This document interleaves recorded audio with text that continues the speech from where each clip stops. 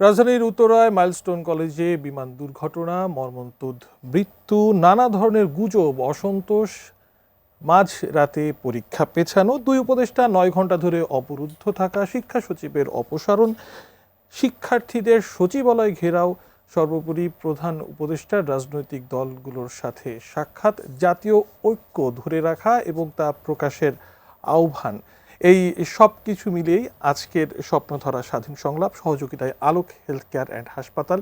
এবং আজকের বিষয় বুঝতেই পারছেন, রাজনীতির ভাবমূর্তি ও সাম্প্রতিক বাংলাদেশ। আজ আমাদের সঙ্গে অতিথি হিসেবে আছেন আবুল হাসান রুবেল, নির্বাহী সমন্বয়কারী, গণসংহতি আন্দোলন। আপনাকে আমন্ত্রণ জানাচ্ছি। আরও একজন অতিথি আমাদের সঙ্গে আশা করছি খুব দ্রুতই সংযুক্ত হবেন, নুরুল হক নূর, সভাপতি, গণ অধিকার পরিষদ। আর আপনাদের সবাইকে আমন্ত্রণ জানাচ্ছি আমি মাশায়েখ শশী। চলুন আজকের অতিথির কাছে যাওয়া যাক। নুরুল হক নূর, আশা করছি আমরা খুব দ্রুতই আমাদের সঙ্গে সংযুক্ত হবেন। আবুল হাসান রুবেল, আপনার কাছে যে বিষয়টি প্রথমেই জানতে চাই, মাইলস্টোন কলেজে যে বলছি বিমান দুর্ঘটনার ট্র্যাজেডি, সেখান থেকে আজ পর্যন্ত বেশ ঘটনাবহুল কিছু দিন আমরা দেখেছি দেশে। সামগ্রিকভাবে সরকারের পারফরমেন্স এই কয়দিনে আপনি কিভাবে মূল্যায়ন করবেন? আচ্ছা, প্রথমত মাইলস্টোন কলেজে যারা আসলে হতাহত হয়েছেন, সে সমস্ত নিহত যারা হয়েছেন, যারা মারা গেছেন, বাচ্চা ছেলে মেয়েরা, তাদের সকলের আত্মার শান্তি কামনা করি এবং যারা আহত হয়েছেন তাদের দ্রুত সুস্থতা কামনা করি। এবং এই ঘটনাটা আসলে খুবই হৃদয় বিদারক।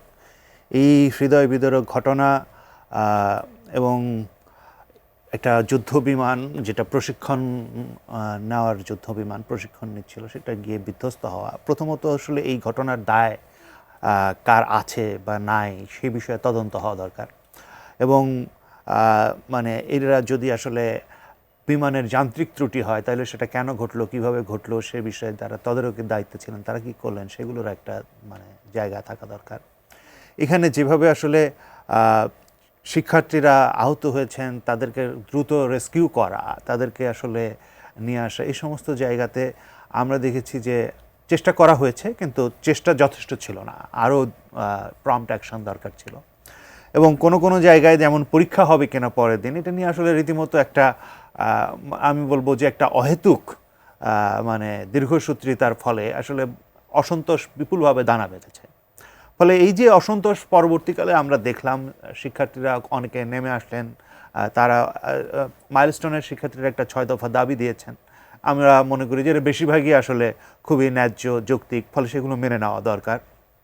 এবং আরেকটা জিনিস আমরা খেয়াল করবো যে এর ভেতরে আসলে গুজব এবং ইয়েরও একটা ক্যাম্পেইন চলেছে, মানে মিসইনফরমেশন এবং ডিসইনফরমেশন উভয় রকম যদি আমরা বলি, যে সেটারও একটা ক্যাম্পেইন চলেছে। এবং নানান ধরনের, এমনকি দায়িত্বশীল রাজনৈতিক নেতারাও এমনভাবে কথা বলছেন যার ভেতর দিয়ে আসলে এই গুজবের ডালপালা মেলার আসলে সুযোগ তৈরি হচ্ছে। এই সমস্ত জায়গা থেকে আসলে আমি মনে করি যে সমস্ত দিক থেকে এটা একটা খুব ভয়াবহ জায়গায় গিয়েছে, যেটা আসলে সরকার যে পরিমাণে আসলে কি বলা যায় যে একটা দায়িত্বশীলতা এবং সহমর্মিতার জায়গা দিয়ে যেভাবে আসলে ডিল করা দরকার ছিল, সেটাতে আসলে আমরা দেখেছি বিপুল পরিমাণে ঘাটতি আছে। এবং সেটা আমরা বলেছিও প্রধান উপদেষ্টার সঙ্গে যখন আমরা দেখা করেছি যে হ্যাঁ, এটার ভেতরে কেউ ষড়যন্ত্র করবে, চক্রান্ত করবে, এটা তো আসলে স্বাভাবিক।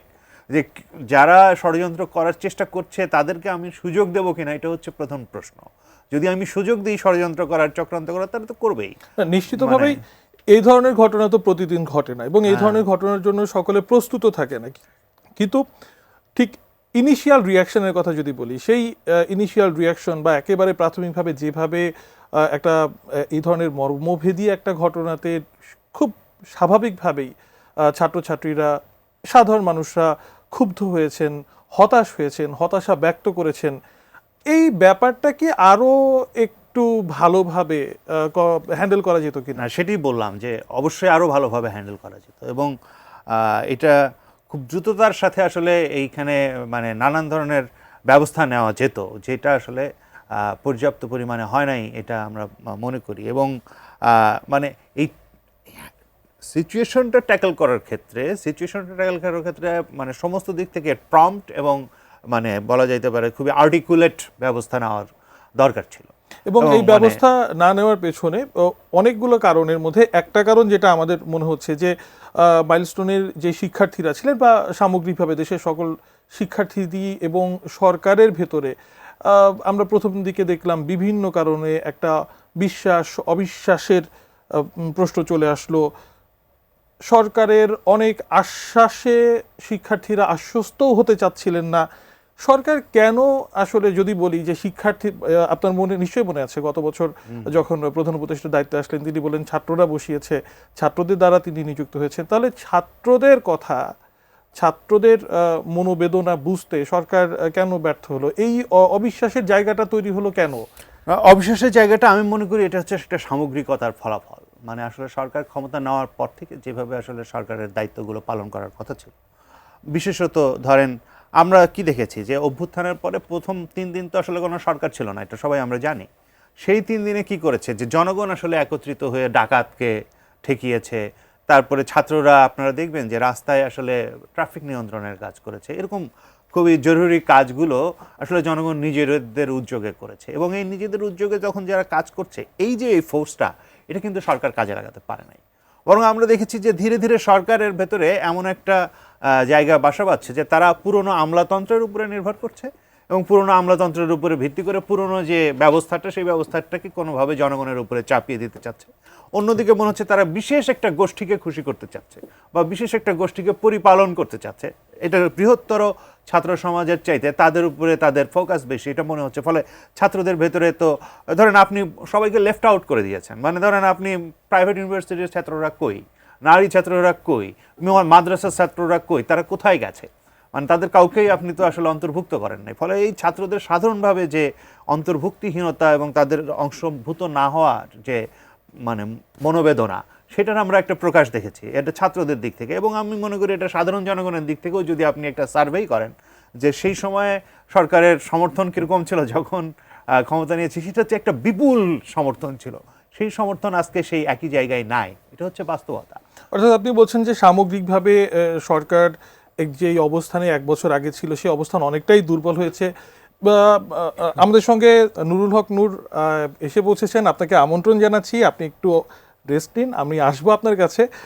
আবুল হাসান রুবেল, এই প্রসঙ্গেই জানতে চাই যে দুজন উপদেষ্টা এবং সরকারের প্রেস সচিব, প্রধান উপদেষ্টার প্রেস সচিব, তারা যখন মাইলস্টোন কলেজে গেলেন 9 ঘন্টা প্রায় অবরুদ্ধ থাকলেন। বিভিন্ন, আপনি 6 দফার কথা বলছিলেন ছাত্রদের, তারা ঘোষণা দিলেন, তারা মেনে নিয়েছেন। তারপরেও খুব দৃষ্টি সুখকর পরিস্থিতিতে যে বের হয়ে আসতে পেরেছেন ব্যাপারটা এমন না। এই যে তাদের অবরুদ্ধ থাকা, এটাকেও কি আপনি মনে করছেন সামগ্রিকভাবে যেই একটা ক্ষোভ, সেই ক্ষোভের প্রাথমিক রিয়াকশন তাদের উপরে পড়েছে, নাকি কেবলমাত্র মাইলস্টোনের এই ঘটনার জন্যই শিক্ষার্থীরা আসলে তাদের উপরে? আমি মনে করি সামগ্রিক ক্ষোভেরই একটা প্রকাশ হিসেবে তারা মানে এটার ইয়েতে পড়েছেন। এবং এখানে ধরেন একটা জিনিস আপনি যদি একটু খেয়াল করেন, এখানে গেছেন প্রেস সচিব, এখানে গেছেন আসিফ নজরুল, মানে আমাদের আইন উপদেষ্টা, এবং আরেকজন উপদেষ্টা ছিলেন, এখন নাম মনে পড়ছে না, এখন শিক্ষা উপদেষ্টা ছিলেন, শিক্ষা উপদেষ্টা আবরার, সিয়ার আবরার। জি। তো এখন অবশ্য সিয়ার আবরার যেতেই পারেন, যেহেতু মানে এটা শিক্ষা সংক্রান্ত একটা শিক্ষা প্রতিষ্ঠানে একটা, কিন্তু এটা প্রথম কাজ ছিল কার? প্রথম কাজ ছিল স্বাস্থ্য উপদেষ্টার, কিংবা মানে দুর্যোগ এবং অন্যান্য বিষয়ে যারা দেখেন তাদের।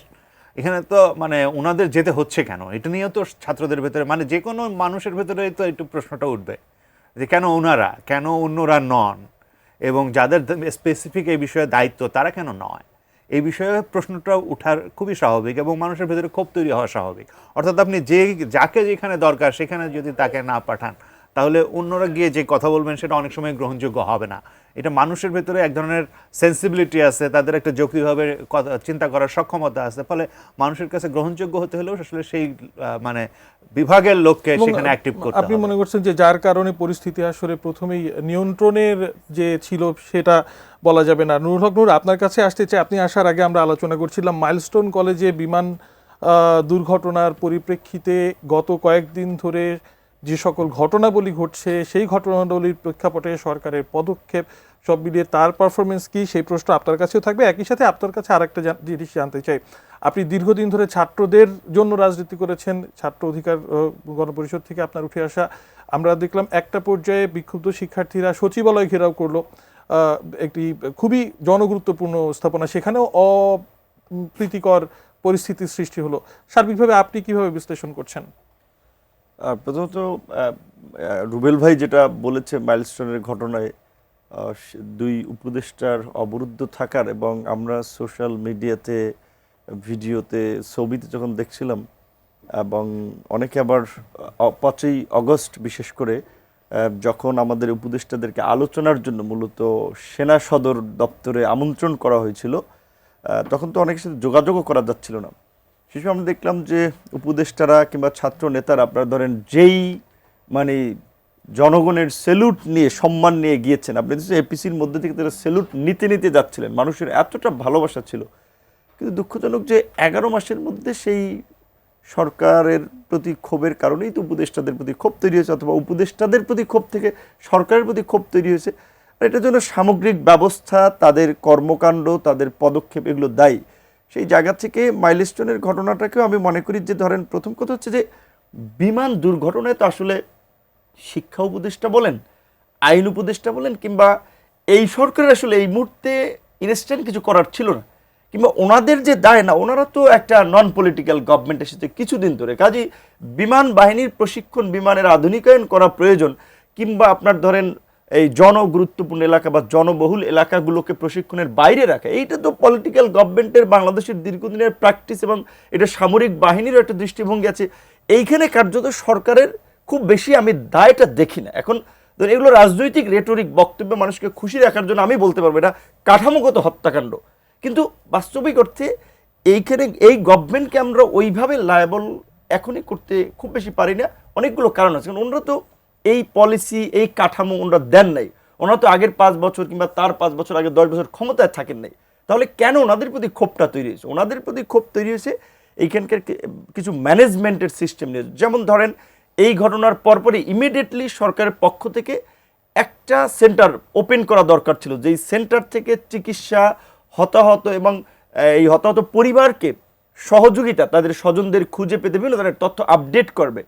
এবং ধরেন আমাদের দেশে দীর্ঘদিন একটা কালচার তো হয়ে গেছে যে আপনার এইরকমের অ্যাক্সিডেন্টে রাজনৈতিক দলের নেতারা যান পরিদর্শনে, কিংবা বিভিন্ন ব্যক্তিরা যান পরিদর্শনে। যে বিমান দুর্ঘটনা করছে রাজনৈতিক নেতারা ওইখানে পরিদর্শনে ঘোড়ার ডিম ছিঁড়বে, কিংবা হসপিটালে যায় যেখানে আগুনে আমি আসলে সেই আলোচনাতেও আমি করতে চাই যে কেন রাজনৈতিক দলের নেতারা এই ধরনের ক্রাইসিস মোমেন্টে বিশেষ করে হাসপাতালে যান, গেলে কি লাভ, কেন আর না গেলেই বা কি ক্ষতি, আমি এই অনুষ্ঠানেই সেই আলোচনা করতে চাই। তবে আবুল হাসান রুবেল যে জায়গাটাতে বলছিলেন যে সামগ্রিকভাবে বেশ কিছু কারণে সরকারের উপরে ক্ষোভ, এবং তিনি মনে করছেন যে অন্তর্বর্তীকালীন সরকার একটি নির্দিষ্ট গোষ্ঠীকে তুষ্ট করার কাজে ব্যস্ত, যার কারণে প্রাথমিকভাবে তাদের যে সকল ফোকাস পয়েন্ট থাকার কথা সেখান থেকে তারা সরে এসেছেন। ব্যর্থতার অন্যতম একটা কারণ বাংলাদেশের রাজনৈতিক যে সকল দলগুলো আছে, আমার যেটা মনে হয় সাম্প্রতিক সময়ে কোনো সরকার এতটা বেশি সমর্থন পায়নি। আপনারা এত বেশি সমর্থন দেওয়ার পরেও আপনি কি রুবেলের ভাইয়ের সাথে একমত পোষণ করবেন যে ঠিক কি কারণে? অবশ্যই এটা এই সরকার বাংলাদেশের ইতিহাসের সবচেয়ে জনসমর্থন পুষ্ট সরকার, সবচেয়ে জনপ্রিয় সরকার ছিল, এখন নাই। আমরা প্রধান উপদেষ্টার সাথে যখন মিটিংয়ে বসি পরিষ্কারভাবেই বলে আমাদের কথা শোনা লাগবে না, আপনি একটা ইন্ডিভিজুয়াল সার্ভে করে দেখেন আপনাদের পপুলারিটি কোথা থেকে কোথায় নেমেছে, এবং সেক্ষেত্রে সরকারের ভূমিকা দেখেন। একটা সরকারের প্রধানও আপনি এটাকে ডিজিটাল মব বলবেন নাকি, যে মবের শিকার, যে সে ডিজিটাল প্ল্যাটফর্মে গালি শুনে তার এই অফিসিয়াল পেজের বিবৃতি ডিলিট করে দেয়। আপনারা জানেন যে এই ঘটনার পরে সহায়তা চাওয়া হয়েছিল। কত তো যৌক্তিক যে আপনি এই 31 জন অফিসিয়ালি যে ডেথ আপনার সংখ্যাটা বলা হচ্ছে, 31 জন মানুষের দাফন কাফন পরিবারের দায় নিতে পারবেন, আপনি কিভাবে 18 কোটি মানুষের দায় নেবেন? এই জন্য আপনি ভিক্ষার হাত পাচ্ছেন যে আপনারা টাকা পাঠান যে অ্যাকাউন্টে, সরকারের হাজার হাজার কোটি টাকা আপনার এই আমরা দেখেছি প্রিভিয়াস সরকার আমলে একজন ওই পিকে হালদার 10,000 কোটি টাকা আপনার পাচার করে দেয়, সালমান এফ রহমানের মতো একজন ব্যক্তি আপনার 54,000 কোটি টাকা গায়েব করে দেয় রাষ্ট্রের। এরকম তো অনেক আছে। এই 11 মাসেও তো আমরা এমন আছে উপদেষ্টার বিশেষ সহকারীদেরই আপনার 350 কোটি টাকার দুর্নীতির আমরা খবর শুনেছি। একজন ছাত্র নেতাদের সাথে তাদের সহকারী আপনার এই নতুন একটা দলের নেতা আপনার এনসিপির দরবেশ খ্যাত, নতুন দরবেশ খ্যাত সালমান এফ রহমানের পরে জুনিয়র আইফোনের মতো প্রো আলট্রা, তো এইটা আপনার এই জুনিয়র দরবেশ 400 কোটি টাকার আপনার এই দুর্নীতির গল্প শুনি, তাহলে সেইখানে আপনি 41টা পরিবারের দায় নিতে পারবেন না? আপনি স্ট্যাটাস দিচ্ছেন, সহায়তা চেয়ে চাইতে পারেন, আবার ডিলিট করলেন কেন? তাহলে আপনিও মবকে ভয় পাচ্ছেন। এবং এই সরকার শুরুর দিকে যেভাবে আইন শৃঙ্খলা পরিস্থিতি নিয়ন্ত্রণে না এনে অনেকখানি কিছু এই প্রেশার গ্রুপ বলেন বা মব বলেন তাদের কাছে সারেন্ডার করেছে, যেই কারণে ওই ছাত্ররা সচিবালয়ে ঢুকে যেতে বাধ্য হয়েছে। এবং ওই যে আইন শৃঙ্খলা বাহিনীর তো ওই মোটিভেশনটা নাই, তারা অনেক দিক থেকে ডাউন, তাদের মোরালিটি ডাউন হয়েছে, তাদের আমি মনে করি মানসিকভাবে ডাউন হয়েছে, নৈতিকভাবে ডাউন হয়েছে। তাদেরকে বুস্ট আপ করার জন্য এই অভ্যুত্থানের পরে সরকার যে ধরনের কর্মসূচি নেওয়ার দরকার ছিল তারা তো নেয় নাই। তো যেই কারণে প্রশাসন যে ঠেকাবে, সচিবালয়ের মতো একটা সেন্সিটিভ জায়গায় তো 2-3 স্তরের নিরাপত্তা থাকা দরকার। তাহলে এই সরকার তার সচিবালয়কে সুরক্ষা দিতে পারে না, সে কীভাবে হোল দেশকে সুরক্ষা দেবে? যেখানে আমরা আজকে বলছি সামনের ইলেকশন, যেটা অনেকে বলেছিল আমরা বিলিভ করি, এখন আমরা সন্দেহ পোষণ করছি যে সামনের ইলেকশনটা আসলে তারা সঠিকভাবে কন্ডাক্ট করতে পারে কিনা, এইটা নিয়ে সাম্প্রতিক কিছু ঘটনা আমাদেরকে সন্দেহ সংশয় তৈরি করেছে। তো এটা খুব দুঃখজনক এবং অনাকাঙ্ক্ষিত যে আপনি ইতিহাসে সেই সংশয়ের তারা কথা গতকালকেও প্রধান উপদেষ্টার সাথে বৈঠক করে বলেছেন, এবং এই বিষয়টি আসলে আমার জানার খুবই আগ্রহ। প্রধান উপদেষ্টা বা সরকার যখনই সংকটে পড়েন রাজনৈতিক দলগুলোর সঙ্গে দেখা করেন। আমরা প্রথমে দেখলাম যে 4টি বড় দল বলা হচ্ছে, প্রধান 4টি দলের সঙ্গে তিনি দেখা করলেন, পরবর্তীতে গতকাল আপনাদের সঙ্গে দেখা করলেন। এই যে এমন ভাগ ভাগ করে কেন আসলে এই দেখা সাক্ষাৎ হয়, সে প্রশ্ন কি আপনাদের মনে উদয় হয়? কিংবা দিন শেষে তো দেখা যায় সকল রাজনৈতিক দলের সাথেই বসেন, প্রধান রাজনৈতিক দলের কথা যদি বলি, তাহলে এক বসাতে অর্থাৎ সর্বদলীয় বৈঠক সেটা হলে সমস্যা কোথায়? এটি তো আমরা কালকে প্রশ্ন করেছি যে আপনি কোন ক্রাইটেরিয়ায় 4টা দলকে আপনার প্রধান বলেন, এবং 4টা দল কারা কারা সেটা তো আপনারা দেখেছেন। কাজে ওই যে রুবেল ভাই বলেছে যে সরকার একটা গোষ্ঠীকে তুষ্ট করে তাদের মাধ্যমে প্রশাসন চালাতে চায়, রাষ্ট্র চালাতে চায়, যার ফলে তাদের কোনো নিয়ন্ত্রণ নাই। এবং প্রধান উপদেষ্টা আমাদের কাছে একটি মিটিং অফিসিয়ালি বলেছে প্রশাসন তার কথা শুনে না। আমরা বলছি শুনবে কিভাবে? সরকারে কি আপনার লোক আছে যারা, তারা তো বিভিন্ন দলের লোক, বিএনপির লোক, জামাতের লোক, অমুকের লোক, তমুকের লোক, তো প্রশাসন তো তাদের কথা শুনবে। এবং এই যে আপনারা দেখেন আন্দোলনের কারণে যে সমস্ত নেতৃবৃন্দের যে স্যাক্রিফাইস, আমরা তাদের প্রত্যেকেই সম্মান করি, শ্রদ্ধা করি। এবং এই যে কোটা সংস্কার আন্দোলন, যে আন্দোলন কেন্দ্র করে আজকের এই প্রেক্ষাপট, আন্দোলন তো আমরা জন্ম দিয়েছি, তাই না? আন্দোলনের নেতৃত্বের জায়গা থেকেই তো আজকে আমরা এই রাজনীতিতে এসেছি। তো আমাদের কন্ট্রিবিউশন আছে না? তো আমাদেরকে প্রধান উপদেষ্টা বা সরকার কি পৃষ্ঠপোষকতা করছে? সেখানে সদ্য জন্মলাভ করে একটি দলকে যেভাবে প্রধান উপদেষ্টা বিদেশি গণমাধ্যম সহ বিভিন্ন সাক্ষাৎকারে আপনার তাদের সম্পর্কে কমেন্টস করেছেন, এবং সরকারের যে দৃষ্টিভঙ্গি তাদের তো পরিষ্কার যে তারা এই নতুন দলকে প্যাট্রোনাইজ করছে। এই কিংস পার্টি কি পৃথিবীতে কোথাও সফল হয়েছে? সরকার কি চাচ্ছে এটাকে তাদের পার্টি বানাতে? এর মধ্যে দিয়ে তো তারা একটা বার্তা অন্যদেরকে দিচ্ছে। তারপরে এই যে 4 দলের আপনি কি কিংস পার্টি বলতে সুনির্দিষ্টভাবে কোনো দলকে বোঝাচ্ছেন? না, সুনির্দিষ্টভাবে আমি না, সবাই বলে, সবাই বুঝে, এটা এনসিপি-কে তো বলছে যে এটা একটা প্রো গভর্নমেন্ট পার্টি এবং এটা একটা আপনার কিংস পার্টি। এটা কালকের মিটিংয়ে প্রধান উপদেষ্টার সামনে বলেছে, এর আগের মিটিংয়েও আমরা বলেছি। আমরা তো সরকারের সেই পক্ষপাতদুষ্ট আচরণ দেখি। রুবেল বাইরে গণসংহতি আন্দোলনের প্রোগ্রাম করে, তার কয়দিন এপিসি দিয়া, আর্মি দিয়া, পুলিশ দিয়ে তাকে প্রোটোকল দেয়। আমি প্রোগ্রাম করে আমারে কোথায় প্রোটোকল দেয়? তো এনসিপির লোকদেরকে তো প্রোটোকল দিচ্ছে, এবং শুধুমাত্র প্রোটোকল না, তারা সরকারের গুরুত্বপূর্ণ সিদ্ধান্তে দেখা যায় তাদের মিটিং ইনভলভমেন্ট। প্রধান উপদেষ্টা থাকবে না, দায়িত্ব পালন করতে চাচ্ছে না, সেটা আমরা কার মাধ্যমে জানি? নাহিদ ইসলামের মাধ্যমে জানি। আমরা প্রধান উপদেষ্টার প্রেস উইং, উপদেষ্টা পরিষদের কার মাধ্যমে জানি না। তো এইটা তো পরিষ্কার যে এটা একটা গভর্নমেন্টের প্রো গভর্নমেন্ট পার্টি, তাদেরকে প্যাট্রোনাইজ করতেছে, এবং এটা করতে গিয়ে সরকার নিরপেক্ষতা প্রশ্নের মুখে ফেলেছে। আর অন্যান্য রাজনৈতিক দল এখন ওই আঞ্চলিক ভাষায় একটা কথা বলে যে জোরদার মুল্লুকতার। জামাত, ইসলামী আন্দোলন 2টা বড় সমাবেশ করেছে, তাদেরকে সরকার কাউন্ট করেছে, ওকে তাহলে এইটা বোধহয় বিএনপির পরে এই 2টা বড় সংগ্রাম আবার আমরা করবো, রুবেল ভাই করবে, তখন আবার আমাদেরকেও ডাকবে, ততদিন দেশের কাম সারা হয়ে যাবে। না, আপনাদেরকে তো মানে নিয়মিত ভিত্তিতেই ডাকছেন। আমি এই প্রসঙ্গে আসতে চাই, প্রধান উপদেষ্টার পক্ষ থেকে প্রথম যখন 4 দলের সাথে বৈঠক হলো, আইন উপদেষ্টা সাংবাদিকদের যখন ব্রিফিং করলেন, তিনি বললেন যে প্রধান উপদেষ্টা আহ্বান জানিয়েছেন জাতীয় ঐক্যমত যেটা আছে সেটা যেন ধরে রাখা যায়, ফ্যাসিবাদ বিরোধী যে অবস্থান আছে সেটা যেন দলগুলো ধরে রাখে, আরও ভালোভাবে যেন প্রকাশ করে। পরবর্তীতে আপনাদের সাথে বৈঠকের পরেও, অর্থাৎ আরও 13টি দলের সাথে বৈঠকের পরেও একই সুর শুনলাম।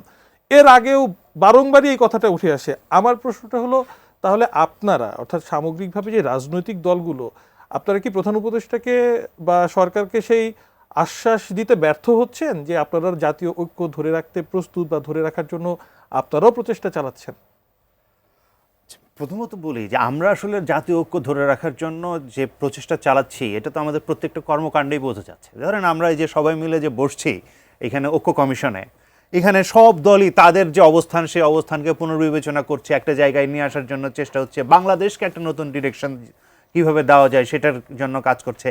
আমরা একেবারে প্রথম বৈঠকে মানে 13ই আগস্ট যে বৈঠক হয়েছিল সেখানে প্রধান উপদেষ্টাকে একটা পরামর্শ দিয়েছিলাম যে আচ্ছা আপনি একটা মানে জাতীয় রাজনৈতিক পরিষদ করেন যেটা আপনাকে আসলে সবসময় সহায়তা দেবে যাতে এই ঐক্যটা ধরে রাখা যায়, এবং সেটা আসলে করা হয় নাই। কেন করা হয় নাই এই উত্তর কিন্তু আমরা কখনো পাইনি। ওই তখন অনেকেই কিন্তু এটা উপদেষ্টা পরিষদের প্রধান উপদেষ্টা সহ অনেকেই বলেছিলেন যে হ্যাঁ এটা খুব ভালো প্রস্তাব, হ্যাঁ, কিন্তু এই যে এইটা কেন হয় নাই এতদিনেও, এবং এইভাবে একটা মানে যদি জাতীয় রাজনৈতিক পরিষদ থাকতো তাহলে এই যে কোন দলকে ডাকা হলো কোন দলকে ডাকা হলো না এই সমস্ত নিয়ে যে সমস্ত প্রশ্ন উঠছে, এবং প্রত্যেকবারই যেটা হয় মানে এটা বলতে কিছুটা হাস্যকরও লাগে যে যখনই বিভিন্ন জায়গায় থেকে আসলে সমালোচনা আসে যে কেন এই 4 দলকে ডাকা হলো বাকিদেরকে ডাকা হলো না, তারপরে আবার পরের দিন দেখা যায় যে বাকি দলগুলোকে প্রধান উপদেষ্টা প্রধান সেই 4 দলকে বেশি ভরসা করছেন, হ্যাঁ, আপনাদের উপরে মানে আসলে সেই ধরেন আগে আপনার 4 দল ভরসার ছিল না 3 দল জায়গাটা ছিল। তৈরি করতে পারেননি। আমি বলি যে কোনো সময় 3 দল ডেকেছেন কোনো সময় 4 দল ডেকেছেন, কিসের ভিত্তিতে ডাকছেন, এগুলো কি মানে ইয়ের জায়গা? নুরুল হক নূর, আপনার কাছে আসতে চাই যে বিষয়টি নিয়ে গতকাল প্রধান উপদেষ্টার সাথে বৈঠকের পর আপনি সাংবাদিকদের জানিয়েছেন সরকার এনসিপির প্রতি পক্ষপাত করছে, অন্য দলগুলোর প্রতি বৈষম্য করছে। সরকার এনসিপির প্রতি পক্ষপাত করছে কেন, অন্য দলগুলোর প্রতি বা বৈষম্য করছে কেন, যেখানে সরকার নিজেই ঐক্য চাই, জাতীয় ঐক্য ধরে রাখতে হবে, এ ধরনের কথা বারংবার বলে আসছে? এখানে আমাদের এটা একটা ঐতিহাসিক সরকার, তো তাদের প্রতি সব মানুষেরই একটা অন্যরকমের প্রত্যাশা ছিল, যেটা আমরা বলি যে আসলে বাংলাদেশে তো আমরা দেখিনি কখনো নোবেল পেয়েছে কেউ, কিংবা ডক্টর মোহাম্মদ ইউনূসের যে ইন্টারন্যাশনালি তার যে অ্যাকসেপ্টেন্সি, তার যে মর্যাদা, শিক্ষিত তরুণ হিসেবে এইটা আমাদেরকে খুব আকৃষ্ট করেছে। আমাদের দেশের স্টেটসম্যান এরকম একজন হবে, তার কথা আমরা গর্ব সহকারে আমরা বাইরে গেলে বলবো বিভিন্ন জায়গায়, এবং তার যে মানে বৈশ্বিক অভিজ্ঞতা সেটাকে কাজে লাগিয়ে বাংলাদেশকে আমরা অনেক দূর এগিয়ে নিয়ে যাব। কারণ বাংলাদেশে প্রকৃত অর্থেই বাংলাদেশের গত আপনার 15 ইয়ার্সে যারা রাষ্ট্রপ্রধান ছিলেন ওই ধরনের অত উচ্চ শিক্ষিত ও এত অভিজ্ঞতা সম্পন্ন লোকজন ছিলেন না। মিলিটারি থেকে বিভিন্ন জায়গাতে আসছেন, কিন্তু এই ধরনের লার্নেড ম্যান আমরা মনে হচ্ছে কম ছিল। ওই কারণে আমাদের একটা অন্যরকম প্রত্যাশা ছিল। সেইটা আমরা বলেছি যে আমাদের স্বপ্ন ছিল, বাট 11 মাসে সেটা অনেকখানি দুঃস্বপ্নে পরিণত হয়েছে। বিশেষ করে যেই জাতীয় ঐক্যমতের মধ্যে দিয়ে এই সরকার দায়িত্বে এসেছে, আমাদের তো প্রত্যাশা ছিল যে সেই জাতীয় ঐক্য ধরে রেখেই এগিয়ে যাবে। আপনি যদি লক্ষ্য করেন যে শুরুর দিকে সরকার বেশ কয়েকটা মিটিং করেছিল। প্রথম মিটিং করেছিল 15ই আগস্ট থাকবে কি থাকবে না এটা নিয়ে, সম্ভবত 12ই আগস্ট মিটিং করেছিল। তারপরে বাংলাদেশে ইন্ডিয়ান মিডিয়াতে যখন ক্রমাগত বাংলাদেশ নিয়ে অপপ্রচার হচ্ছে সেটা নিয়ে মিটিং করেছিল। এরকম কয়েকটা ইস্যু নিয়ে 4টা মিটিং করেছিল, যেটা সম্ভবত হ্যাঁ ফরেন সার্ভিস একাডেমিতেই সবাইকে নিয়ে সর্বদলীয় মিটিং খুব ভালো ছিল। সব একটা বিশাল মিটিংয়ে প্রধান উপদেষ্টা, পলিটিক্যাল পার্টি, সিভিল সোসাইটির লোকজন কথাবার্তা বলতেছিল। পরে আমরা দেখেছি যে কয়েকবার বিএনপির সাথে বসতেছে, জামাতের সাথে বসতেছে, এনসিপির সাথে বসতেছে, এবং সর্বশেষ যেই কাজটা করলো যে আপনার 4টা দলের সাথে বসলো, বিএনপি, জামাত, এনসিপি, ইসলামী আন্দোলন, এবং সেখানে উপদেষ্টা দেখলাম টেলিভিশনে বলছে যে 4টি বড় রাজনৈতিক দলের সাথে বসে। প্রথমত বাংলাদেশে গত 16 বছর ইলেকশন নাই, ইলেকশন ছাড়া আপনি বলতে পারেন না যে এই দল প্রধান দল কিংবা এই দলের এতটা জনসমর্থন আছে। আর এইটা যদি আমরা ধারণাও করতে পারি, সরকারের জায়গা থেকে সে বলতে পারে না। বিশেষ করে বিএনপির প্রশ্নে কিছুটা ছাড় দেওয়া যায়, বিএনপি একাধিকবার রাষ্ট্র ক্ষমতায় ছিল, সেটা একটা ভিন্ন বিষয়, বাট আদার্স যে 3টা পার্টি ওইভাবে তারা বলতে পারে না। জামাত তো অনেকদিন ধরে আন্ডারগ্রাউন্ডেই ছিল, ইসলামী আন্দোলনও ওইভাবে আমরা নির্বাচন তো ফেয়ার দেখি নাই যে কার কতটুকু অবস্থান কি। তারপরে আবার এনসিপি তো নিবন্ধনই নেই এখন পর্যন্ত, আনরেজিস্টার্ড দল সম্ভবত তৈরি হচ্ছে। এবং এই আন্দোলনে ধরেন বিভিন্ন ছাত্র সংগঠন, রুবেল ভাইদের সংগঠন আছে, ছাত্র সংগঠন, ছাত্র ফেডারেশন, আমাদের ছাত্র সংগঠন ছাত্র অধিকার পরিষদ, যেই অধিকার পরিষদের মাধ্যমে আজকের এই কোটা সংস্কার আন্দোলন এবং এই প্রেক্ষাপট, এরকম ছাত্র দল, অনেক ছাত্র সংগঠন আছে।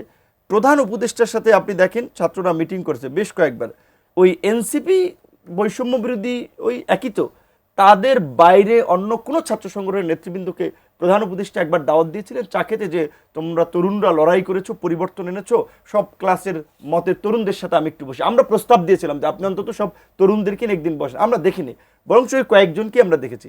রাজনৈতিক দল হিসেবে যদি আপনারা নবীন দল হিসেবে মূল্যায়ন করেন, তাহলে গণ অধিকার পরিষদকে অফিসিয়ালি করতে হবে, কারণ এই প্রেক্ষাপট তৈরিতে রাজনৈতিক দলের মধ্যে তাদের একটা রোল আছে অন্যতম, নবীন দল হয়েও। তাহলে আমরা তো সেই মূল্যায়নটা পাচ্ছি না।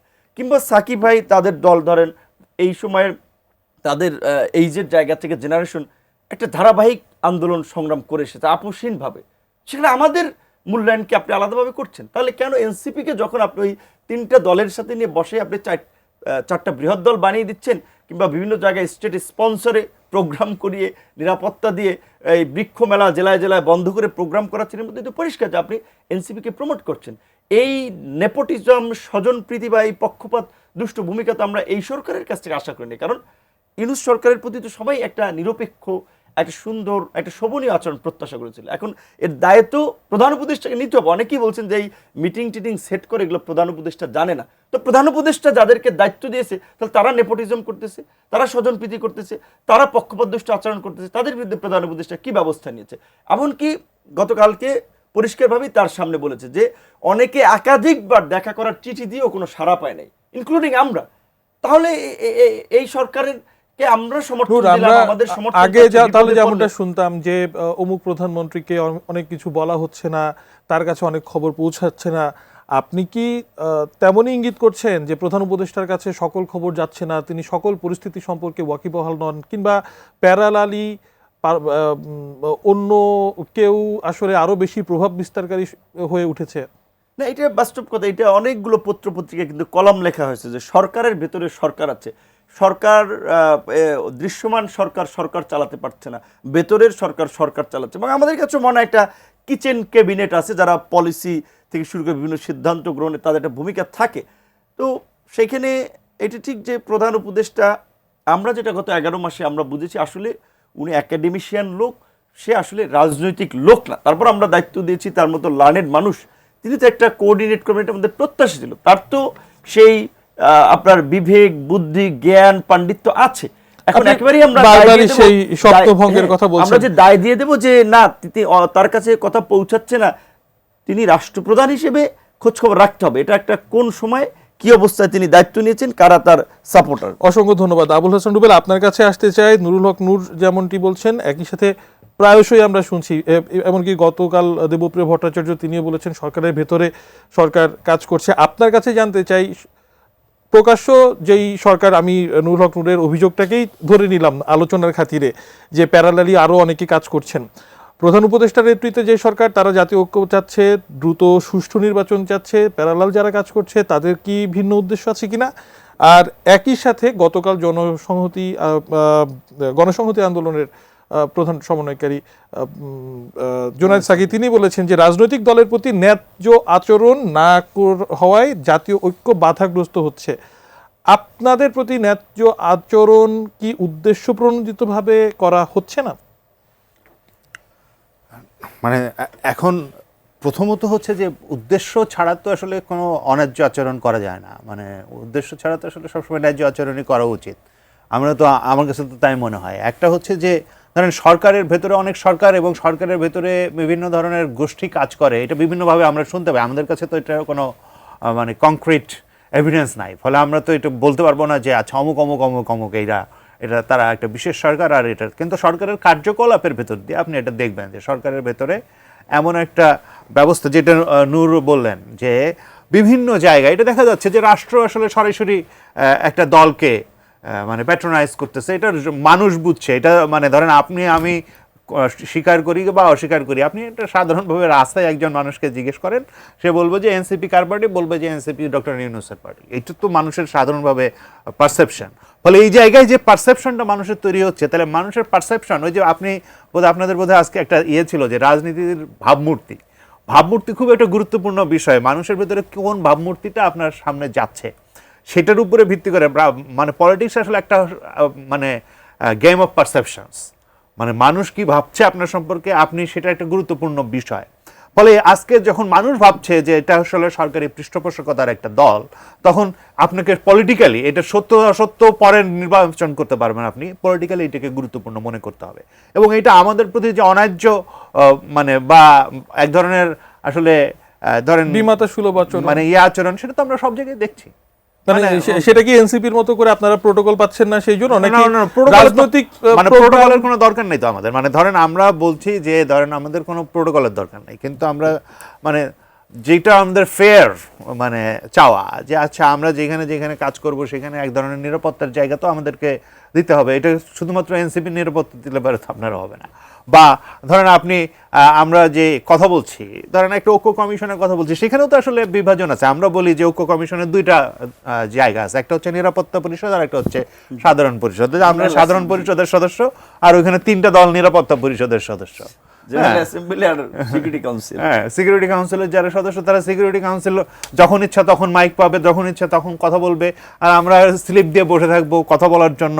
এইটা তো পরিস্থিতি, মানে এই পরিস্থিতি কিন্তু আসলে অন্তর্গতভাবে আছে। আমরা এটা স্বীকার করে নিয়ে এগুলোকে করে জাতীয় স্বার্থে দেশের স্বার্থে আমরা ওইখানে কাজ করার জন্য চেষ্টা করছি, কারণ আমরা তো এগুলো নিয়ে বহুদিন ধরে সংগ্রাম করছি। এটা তো আসলে কেউ মনে করতে পারে আমরা 36 দিনে এগুলো সবকিছু করে ফেলছি, কিন্তু আমরা 36 বছর ধরে এই সংগ্রামটা করছি এবং এই সংগ্রামের সাথে লেগে আছি। এবং এই সংগ্রামের সঙ্গে লেগে থেকে আজকে যে সমস্ত নতুন বন্দোবস্ত বলেন, এই যে বিভিন্ন ধরনের সংস্কারের প্রস্তাব বলেন, এগুলো তো বহু আগে থেকে আমরা সংস্কারের প্রস্তাবগুলো নিয়ে কাজটা করছি। ফলে এটা আমাদের জাতির প্রয়োজন, সেই জায়গা থেকে কাজটা যেহেতু আমরা করি, ফলে এইগুলোকে আমরা অনেক সময় মানে কি বলা যায় যে গা থেকে ঝেড়ে ফেলে দিয়ে তারপরে কাজটা করার চেষ্টা করি। নুরুল হক নূর, আপনার কাছে এসে এই পর্ব শেষ করতে চাই, সময় খুবই সংক্ষিপ্ত। আপনি বারংবার বলছেন এনসিপির প্রতি সরকারের দৃষ্টিভঙ্গি পক্ষপাতমূলক, বিভিন্ন ধরনের সুযোগ সুবিধা তারা পাচ্ছে, কিন্তু আমি দেখছি যে হাসনাত আব্দুল্লাহ তিনি এর আগে বারংবার বিভিন্ন সময় সরকারের কড়া সমালোচনা করেছেন এবং সম্ভবত এই প্রথমবারের মতো তিনি সরাসরি প্রধান উপদেষ্টাকে লক্ষ্য করে বলেছেন যে তিনি স্বজনপ্রীতি করছেন।